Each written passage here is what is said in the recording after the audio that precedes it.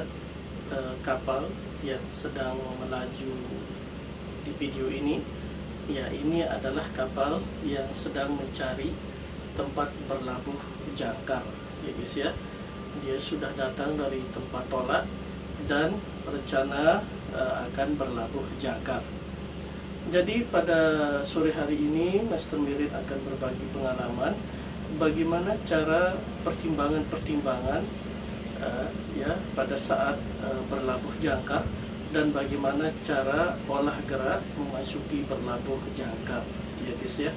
Oke guys, langsung saja pertimbangan-pertimbangan pada saat memilih tempat berlabuh jangkar, ya guys ya.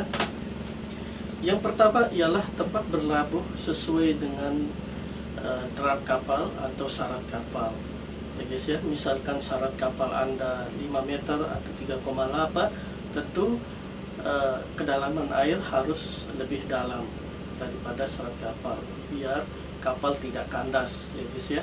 Yang kedua ialah tempat berlabuh cukup untuk berputar kapal, ya guys ya.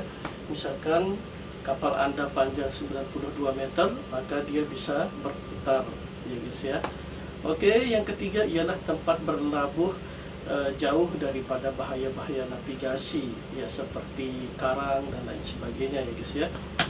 Yang keempat ialah transportasi lancar, artinya apabila kita ada keperluan, maka perahu-perahu klotok yang ada di sekitar itu mungkin agak banyak, ya guys ya, artinya lancar.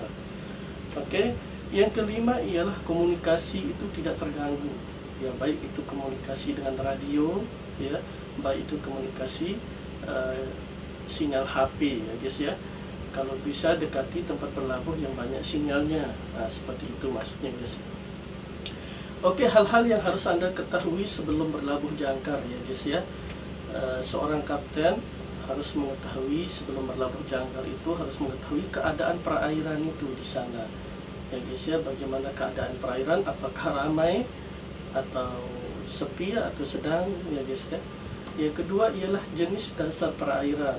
Ya, misalkan di Banjarmasin itu perairannya lumpur, apakah perairannya itu banyak karang, seperti itu, apa pasir, seperti itu guys ya. Yang ketiga ialah lamanya berlabuh. Misalkan kapal Anda mungkin tunggu antrian lama berlabuh, itu harus Anda perhitungkan. Yang keempat ialah tujuan berlabuh. Tujuan berlabuh Anda itu tidak sembarangan, ya guys ya. Misalkan Anda disuruh sama kantor untuk berlabuh, atau Anda cuma sekedar berlindung. Jadi kalau tidak ada alasan mendesak untuk berlabuh, ya tidak berlabuh, ya guys ya. Yang kelima ialah perhitungan segel sesuai dengan kedalaman. Ya oke, itu sudah Master Mirin bagikan bagaimana cara menghitung segel di video-video sebelumnya. Tonton terus ya guys ya. Oke, bagaimana sekarang olah gerak mendekati tempat berlabuh jangkar, ya guys ya. Yang pertama ialah dekati tempat berlabuh dengan kecepatan aman, ya. Usahakan melawan arus, ya. Ini jangan, kalau misalkan kita harus mengetahui apakah mulai arus surut atau bagaimana, ya.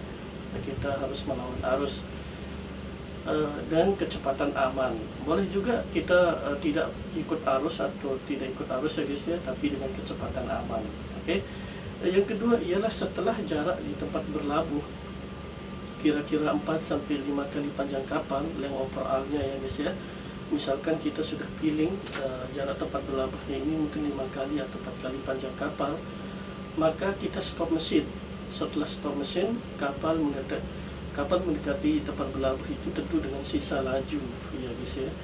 Oke, yang ketiga ialah bila sudah di tempat berlabuh, ya guys ya, dan kapal masih maju, bantu dengan mesin mundur pelan sekali sesuai keperluan, ya guys ya. Oke, setelah kapal yang keempat, setelah kapal mulai mundur, barulah kita memerintahkan lego jangkar, ya guys ya, lego jangkar.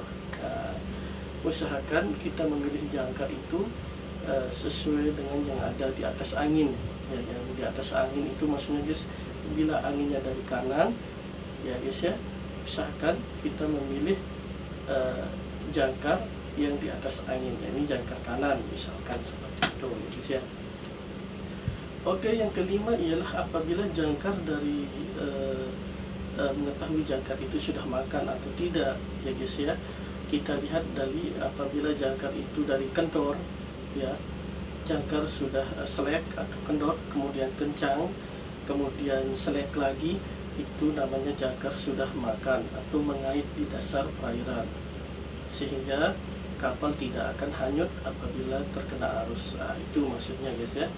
Oke, semoga video ini bermanfaat. Jangan lupa subscribe dan nyalakan tanda lonceng dan share ke teman-teman Anda. Semoga lebih bermanfaat dan memotivasi Master Miring untuk membuat video yang lebih banyak lagi.